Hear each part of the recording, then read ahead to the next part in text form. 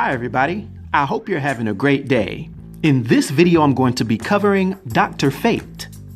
Now, although there have been several individuals to carry that title, actually Kent Nelson being the original and most prominent individual who made his first appearance in More Fun Comics issue number 55, May 1940. For the sake of this video, I'm going to primarily be covering the latest individual to carry the name Dr. Fate, who is Khalid Nassour, making his first appearance in Convergence, Aquaman, issue number 2, that was released in July of 2015.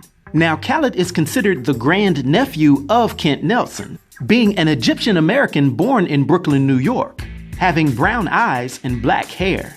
Unbeknownst to himself, Khalid was actually the descendant of pharaohs and was chosen to bear the helmet of fate, which gave him immense magical powers. Matter of fact, Dr. Fate has always been arguably the most powerful magical-wielding human in the DC universe, having a near-infinite array of magical abilities and powers that he has learned over the years and that have just been bestowed upon him. Just a very few of these include him being able to teleport between locations and dimensions, heal himself or others, although he can moderately increase his durability and strength.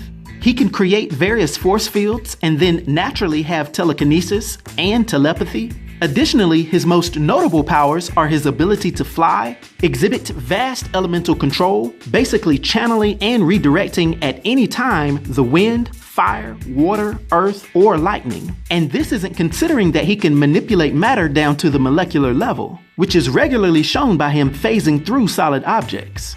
And to top it all off, he can exhibit powerful mystical projections known as eldritch blasts, as well as energy bursts from his staff of power. Once again, all of these abilities and knowledge stem from his powerful helmet of fate, which happens to be made out of the DC Universe's mysterious Nth Metal. Now, Khalid's journey to becoming Dr. Fate is due to the gods of Egypt over the millennia, choosing brave champions to put on Nabu's helmet and accept the role of being the protector of the world.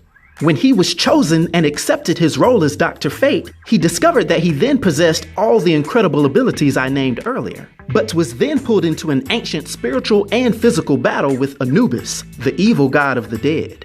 Now, what had happened was, one day the pre-med student Khalid went to a Brooklyn museum to find a present for his girlfriend Shea.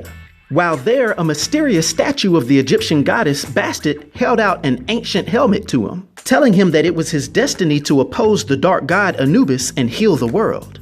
Although he originally thought he was tripping, literally coming down off of something bad, he would put on the helmet, being transformed into Dr. Fate for the first time.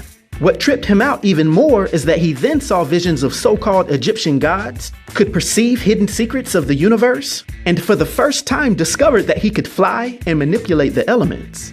He was subsequently guided by the spirit of Nabu, an ancient priest of Thoth that was inhabiting the helmet, learning at an exponential rate about his new potential abilities. But he also began being harassed by a feral dog that was acting as an avatar for Anubis, warning him that he would pay dearly if he defied him. Anubis would almost immediately start causing trouble, and Fate would use his new elemental control powers to protect New York from a storm, help land an endangered plane, and simultaneously help rescue his dad, who had been blinded in a traffic accident. Anubis would actually trick up Khalid and offer to restore his dad's sight, but when Khalid accepted this deal, Anubis took his sight in return. But thankfully, Khalid would learn that he could still see when he put on the helmet of fate.